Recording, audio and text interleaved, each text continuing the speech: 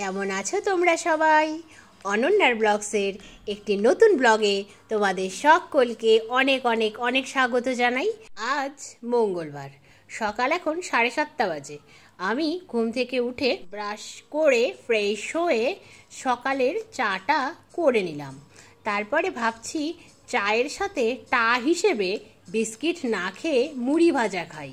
তো সেই মতোই বাদাম ভেজে মুড়ি ভাজবো, এটাই ঠিক করেছি। মায়ের হাত কিছুটা ইমপ্রুভ করলেও হাতের ভেতরে নাকি খুব চুল করছে, এটাই বলছে।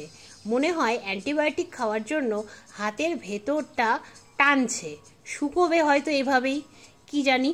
যাই হোক, মা অসুস্থ হওয়ার জন্য সকাল থেকে যে সমস্ত কাজগুলো মা করতো সেই সমস্ত কাজগুলো আজকে আমায় করতে হচ্ছে। হ্যাঁ, এটা সত্যি কথাই, সোনা আমাকে সব কাজেই অনেক সাহায্য করছে। ও না থাকলে তাহলে হয়ে গেছে, সব শেষ হয়ে যেত হয়তো। দেখো, তোমাদের সাথে গল্প করতে করতে ব্রেকফাস্টটাও সেরে নিলাম। তারপরে চলে এলাম ছাদে।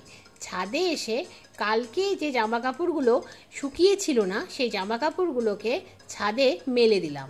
কারণ কালকে তো ডক্টরের কাছ থেকে ফিরে এসে জামা কাপড়গুলো সান্ত্বনা দিদি যখন কেচে দিয়েছিল, ততক্ষণে অনেকটাই বেলা হয়ে গিয়েছিল, আর সূর্যদেব কিছুক্ষণের মধ্যেই পাটে চলে গিয়েছিলেন।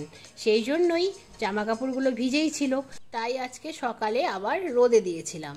তারপর যথারীতি এঁঠো বাসনগুলো কলতলায় নামিয়ে দিলাম। তারপর আকাশটা মেঘ করে এসেছে, তাড়াহুড়ো করে আবার ছাদে গিয়ে জামা কাপড়গুলো তুলে নিলাম। হ্যাঁ, জামা কাপড়গুলো সকালের রোদেই শুকিয়ে গেছে। তারপর আকাশটা মেঘ করলো ঠিকই, কিন্তু বৃষ্টি হয়নি, তাই উঠোনটা ভালোভাবে ঝাড়ু দিয়ে দিলাম আর দুয়ারের সামনেটায় জল ঢেলে দিলাম। তারপর শ্যাম্পু করে স্নান সেরে এলাম। এখন ঠাকুর ঘরটা ভালো করে মুছে নিচ্ছি, কারণ মায়ের হাতের জন্য তো মা কোনো কাজই করতে পারছে না। তাই ভাবছি পুজোটা যদি আগে হয়ে যায় তাহলে কাজটা সিস্টেমেটিক্যালি হতে পারে। তাই পুজো করার ডিসিশনটাই নিলাম। সেটা আগে ভাগে করলেই মঙ্গল সবার জন্যই। কারণ পুজোটা যদি পড়ে থাকে, যতই তাড়াহুড়ো করে সব কাজ তুমি সেরে ফেলো, তুমি আলটিমেটলি 4টে 4:30 আগে লাঞ্চ করতে পারবে না। পুজোটা সেই জন্য আগে সেরে নেওয়াটাই বুদ্ধিমানের কাজ বলে আমার মনে হলো। তাই পুজো করার জন্য ফুলগুলো তুলে নিচ্ছি। মা সুস্থ থাকাকালীন মা একদম সকালে ফুল তুলতো, কিন্তু আমি তো আজকে স্নান সেরে এসেই ফুলগুলো তুলছি। আজকে আবার প্রচুর ফুল ফুটেছে গাছে, কিন্তু গাছে কিছু ফুল রেখে রেখেই আমি ফুলগুলো তুলবো। কারণ পুজো তো আর একদিনের নয়, পুজো প্রতিদিন করতে হবে, আর গাঁদা ফুল এনে দেওয়ার মতো লোক কোথায়। সেই জন্যই কিছু ফুল গাছে বাঁচিয়ে রাখবো, তাহলে আগামীকাল পুজো করতেও সুবিধে হবে।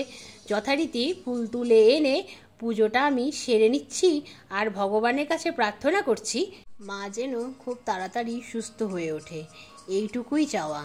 কারণ মা অসুস্থ হয়ে গেলে সেই বাড়ির যে কী পরিস্থিতি হয় তার উদাহরণ আমি এই দুদিনেই পেয়ে গেছি। মা রবিবার থেকে অসুস্থ হয়েছে, আজকে মঙ্গলবার, তাও সোনা আছে, হেল্প করছে, তাও আমার এই পরিস্থিতি। একেবারে ঘেটে ঘ হয়ে গিয়েছি।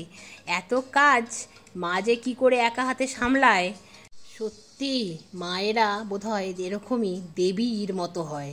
সত্যি একটা বিশাল ক্রেডিটেরই ব্যাপার যে একা হাতে সব কাজ সামলে ফেলে, আর আমি তো একেবারে লেজে গবরে হয়ে গেলাম এই করতে। যাই হোক, পুজো কমপ্লিট করে সবাইকে প্রসাদ দিলাম, তারপরে হেয়ার সিরামটা লাগিয়ে নিলাম, তারপর বাবাকে খাবার বলতে লাঞ্চ সার্ভ করে দিলাম।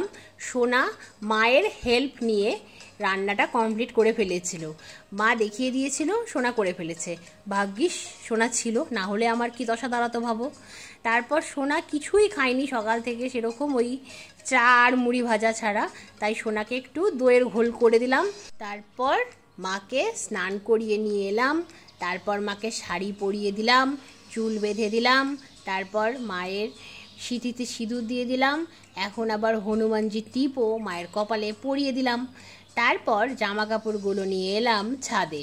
ছাদে তো জামা কাপড়গুলো মেলাই হয়নি, এরপর তো আবার রোদ পড়ে যাবে।